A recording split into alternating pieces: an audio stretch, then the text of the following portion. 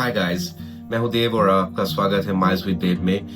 क्या आप भी इंडोनेशिया या बाली घूमने का सोच रहे हैं और वीजा प्रोसेस के लिए कंफ्यूज है तो definitely this is the right platform, क्योंकि मैं आपको बताने वाला हूं कितना इजीली आप इंडोनेशियन वीजा अवेल कर सकते हैं, स्पेशली ऑनलाइन प्रोसेस के थ्रू। सो काफी तरीका है जो मैं आपको इजीली आज ब्रेक डाउन करके यहाँ पे इस वीडियो में बताने वाला हूँ। और प्लीज वीडियो में बने रहिएगा क्योंकि एंड तक देखिएगा, क्योंकि मैं कुछ एडिशनल टिप्स भी देने वाला हूँ जहाँ पे आप 180 डेज तक इवन स्टे कर सकते हैं for long term visa. Okay, so पहला चीज ये है कि यहाँ पे 3 तरह के वीजा होते हैं। एक है वीजा ऑन अराइवल जो एयरपोर्ट पे डायरेक्टली मिलते हैं। दूसरा है आपका ई वीजा जो आप अप्लाई करके ऑनलाइन अप्लाई करके जिसको आप अवेल कर सकते हैं और बाद में उसको प्रिंट करा के कैरी कर सकते हो। और तीसरा जो सबसे इम्पोर्टेंट बात है लॉन्ग टर्म वीजा। सो काफी चीजों के बारे में बात करेंगे, but let's get to the next part.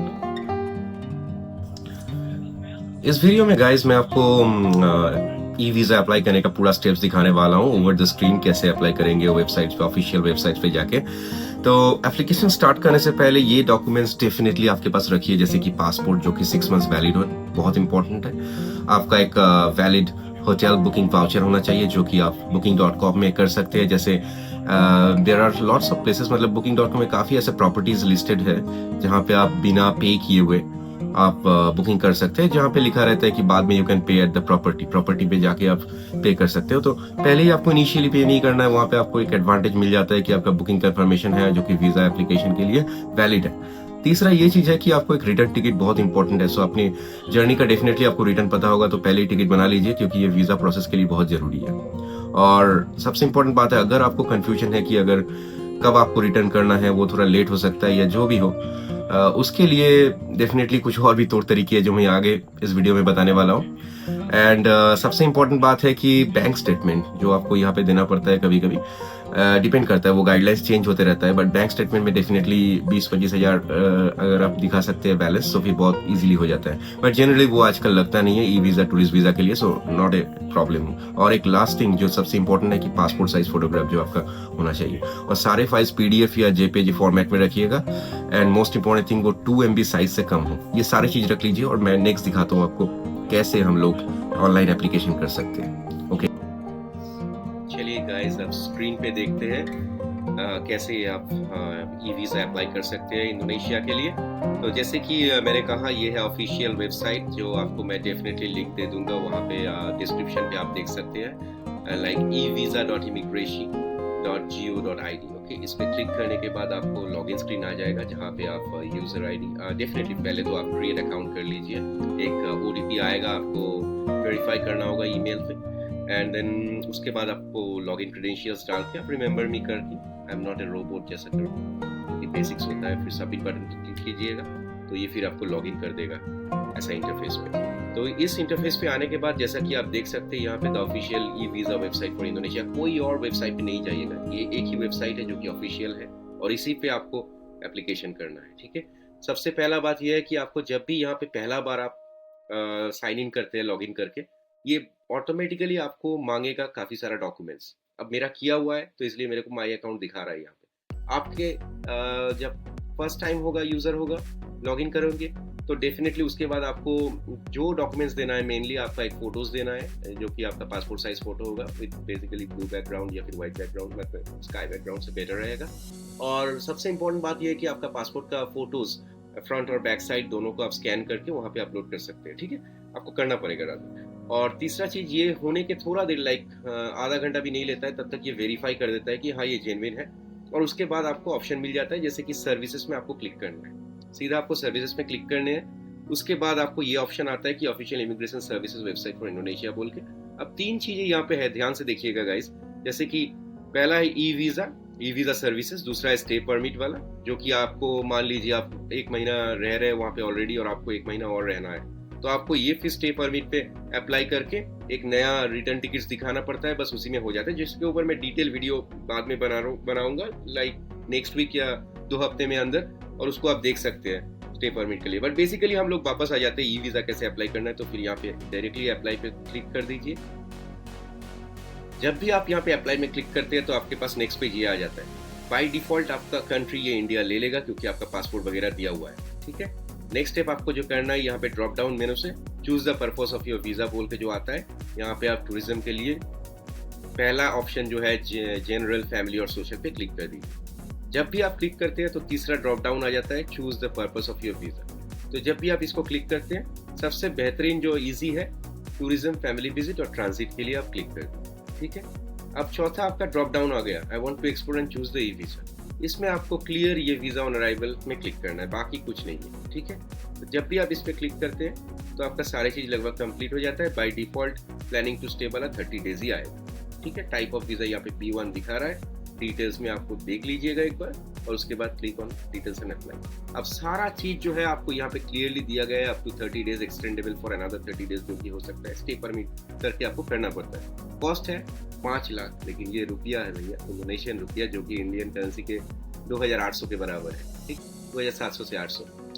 अब within the visa you can performing activities related tourism, जो कि बेसिक्स रहता है सारे कंट्रीज में, comply with the laws and regulations, ये सब। अब नेक्स्ट आपको ये सब देख के वीजा वैलिडिटी 90 डेज जो यहाँ पे दिया हुआ है, ये इसका मतलब ये है कि मान लीजिए आपका वीजा अप्रूव हो गया तो नेक्स्ट 90 दिन के अंदर, उस वीजा का आने के 90 दिन के अंदर तक आपको बेसिकली ट्रैवल करना होगा। अब आप अप्लाई बटन पे क्लिक कर दीजिए और यहाँ पे आपको ऑप्शन आ जाएगा ट्रैवल डॉक्यूमेंट सबमिट करने का, जैसे कि पासपोर्ट का फ्रंट पेज दोबारा मांगेगा। ठीक है, और उसके बाद आपको पर्सनल इंफॉर्मेशन में आपका खुद का फोटो, और यहाँ पे सारी चीज दिए हुए हैं, लाइक 2 MB से साइज कम होना चाहिए, ये 400 मल्टीप्लाइड विद 600 पिक्सल का होना चाहिए, और फाइल फॉर्मेट जैसा कि मैंने आपको पहले भी कहा है, JPEG और PNG इन कलर फोटोज के लिए, और पासपोर्ट्स के लिए आपको PDF बेस्ड रहेगा। ठीक है, और इसके बाद आप जब भी ये फोटोज अपलोड करके नेक्स्ट करते हैं, उसके बाद आपको एक बेसिक फॉर्म्स आएगा, कुछ बेसिक इंफॉर्मेशंस देने हैं, एंड द नेक्स्ट स्टेप जो आपको सबसे इंपॉर्टेंट स्टेप है कि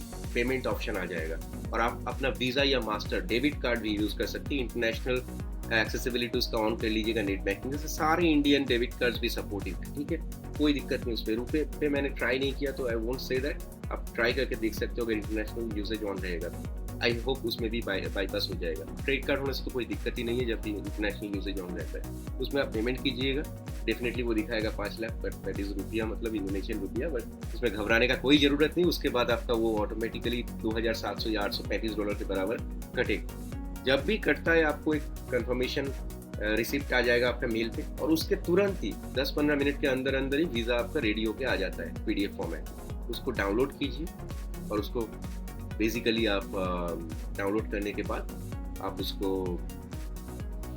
कैरी कीजिए डेफिनेटली, और ट्राई कीजिए कि उसका एक सॉफ्ट कॉपी रखने का व्हेन यू आर ट्रैवलिंग, जो कि आपका मेल में रहेगा ही फिर भी।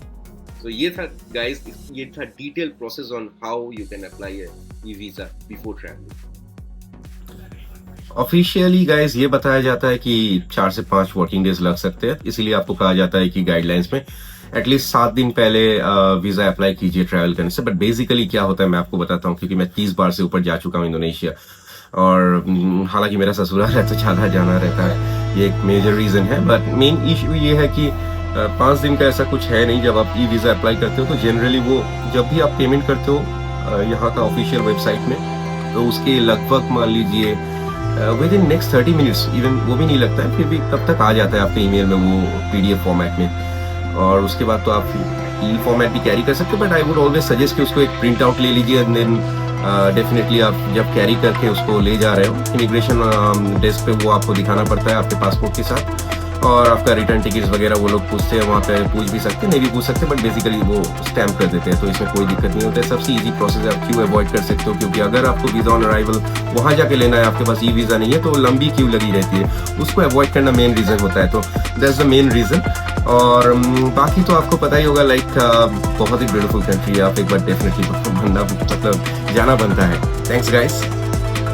और एक बहुत इंपॉर्टेंट चीज गाइस, लाइक ये 4 मिस्टेक्स कभी मत करना, specially passport expiry date 6 month से मतलब कम कभी मत रखना। एक्सपायरी डेट एटलीस्ट मतलब 6 महीने से ज़्यादा हो, बहुत इंपॉर्टेंट है। कभी भी फेक होटल और आपका जो रिटर्न टिकट वाउचर्स मत करना, क्योंकि ये बहुत ज़्यादा इंपॉर्टेंट है और इसको स्ट्रिक्टली देखा जाता है। तीसरा ये है कि ब्लर डॉक्यूमेंट्स एकदम मत डालना, क्योंकि उसमें वीज़ा रिजेक्ट होने का ज़्यादा चांसेस रहता है और कोई रिफंड नहीं मिलता है जो आप पे करते हो, सो उसमें पूरी तरह से नुकसान हो सकता है। और लास्ट ये बहुत इंपॉर्टेंट चीज़ है कि लास्ट मिनट में अप्लाई मत करना।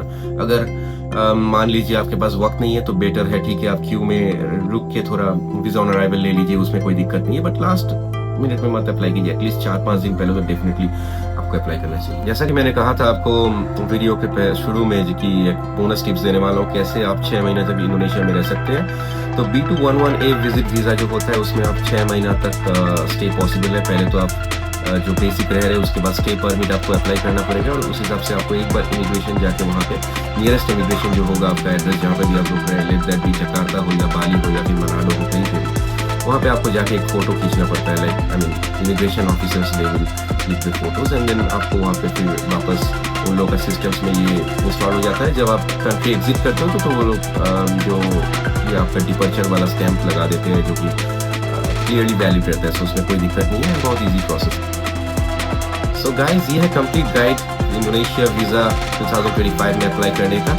अगर आपको वीडियो अच्छा लगे तो डेफिनेटली सपोर्ट करने के लिए एक लाइक और काइंडली शेयर कीजिएगा और डेफिनेटली सब्सक्राइब बटन पर क्लिक कीजिए और आगे की वीडियोस में मिलते हैं क्योंकि बहुत सारे वीज़ा इन्फोस आने वाले हैं जैसे कि थाईलैंड, वियतनाम और सारे कंट्रीज़ को मैं कवर करने वाला हूँ मूविंग फॉरवर्ड, बिकॉज मैंने अभी तक अपने लाइफ में ऑलमोस्ट 26 कंट्रीज़ को ट्रैवल कर लिया हूँ और काफ़ी सारा एक्सपीरियंस है मेरा जो कि आप लोगों से डेफिनेटली मूविंग फॉरवर्ड शेयर करने वाला हूँ।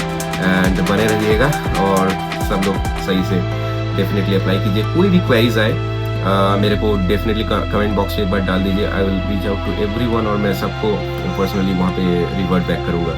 सो you have me on that and have a good one guys.